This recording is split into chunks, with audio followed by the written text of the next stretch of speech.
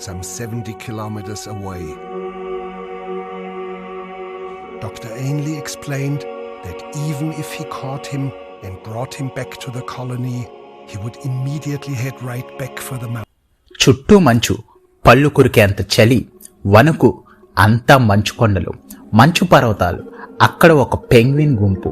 Penguins నార్మల్గా ఆహారం కోసం గుంపుగా సీసైడ్ వెళ్ళి ఆహారం వెతికి మనుగడ కొనసాగిస్తాయి. కానీ ఆ గుంపులో ఒకే ఒక్క పెంగ్విన్ గుంపును వదిలేసి తనకంటూ సపరేట్ మార్గాన్ని ఎంచుకుంది. ఇప్పుడు ఇదే ఆన్లైన్లో వైరల్ అవుతుంది. నిహిలిస్ట్ పెంగ్విన్ మీమ్స్లో, యూట్యూబ్లో, ట్విట్టర్లో, ఇన్స్టాలో హల్చల్ చేస్తుంది. 2007లో వెర్నర్ హెర్జాగ్స్ డాక్యుమెంటరీ ఇప్పుడు ఆన్లైన్లో ఫేమస్ అవుతుంది. ఎక్కడ చూసినా నిహిలిస్ట్ పెంగ్విన్. నిహిలిస్ట్ అంటే ఒంటరి లేదా వ్యాండరింగ్ అని అర్థం. This is Robin Ashno. Welcome to know the truth. Penguins గుంపు సర్వైవ్ అవడానికి ఆహారం సీలో వెతుకుతాయి. అలా ఒక పెంగ్విన్ గుంపు సముద్రం వైపు వెళ్తుంది. ఆ గుంపును బ్రేక్ చేసి అందులో ఒక పెంగ్విన్ మంచు కొండల వైపుకు నడుస్తూ వెళ్తుంది. అటు సైడ్ ఫుడ్ ఉండదు, వాటర్ ఉండదు, కేవలం మంచు మాత్రమే ఉంటుంది. డెత్ మార్చింగ్ అనొచ్చు. కానీ ఈ ఫుటేజ్ ఎందుకు ఇంతలా జనానికి నచ్చుతుంది? ఇందులో ఫిలాసఫీ, జనాన్ని అట్రాక్ట్ చేయడానికి గల కారణం ఏమిటి?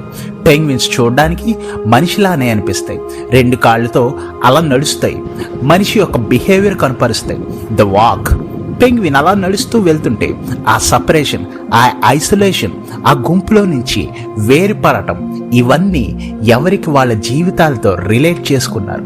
9 to 5 ఉద్యోగాలు, రొటీన్ లైఫ్ స్టైల్స్, శాలరీ కోసం నెలంతా పరుగులు తీయడం, నచ్చింది చేయలేక నచ్చనిది చేస్తూ రోజు ఒకేలాగా ఉండే జీవితాల నుంచి ఆ నిహిలిస్ట్ పెంగ్విన్ ఫుటేజ్ ఎవరికి వారి సంఖ్యలను తెంచుకొని క్రొత్త మార్గంలోకి వెళ్ళలేక ఈ నిహిలిస్ట్ పెంగ్విన్ ద్వారా వారి ఎమోషన్స్ని వ్యక్తపరిచారు. జనవరి 2026 టిక్టాక్ ఎడిట్స్లో అప్లోడ్ చేయగానే ఒక్కసారిగా 1 మిలియన్ షేర్స్కి రీచ్ అయింది. జనం వాళ్ళ జీవితాన్ని ప్రొజెక్ట్ చేసుకున్నారు. ఒక్క పోస్ట్ అయితే 749,000 వ్యూస్ వచ్చాయి వితిన్ మినిట్స్లో. అంటే పెంగ్విన్ని ఎంత రిలేట్ చేసుకున్నారో అర్థం చేసుకోవచ్చు. జీవితంలో ఎంతమంది వెక్స్ అవి ఉన్నారో మనం అర్థం చేసుకోవచ్చు. ఎంతమంది విసిగిపోయి ఉన్నారో మనం గమనించవచ్చు. Societal pressures, toxic jobs, financial burdens, ఒత్తిడితో నడుస్తున్న జీవితాలు. అసలు ఇంతకీ ఆ పెంగ్విన్ ఎందుకు ఒంటరిగా విడిపోయి మంచు పర్వతాల వైపుకి నడిచి వెళ్ళింది? శాస్త్రవేత్తలు, మేధావులు చెప్పింది ఏంటంటే ఆ ఎక్స్ట్రీమ్ కోల్డ్ టెంపరేచర్స్కి హెల్త్ ఇల్నెస్ వల్ల కావచ్చు, లేదా డిస్ఓరియంటేషన్ అవి కావచ్చు.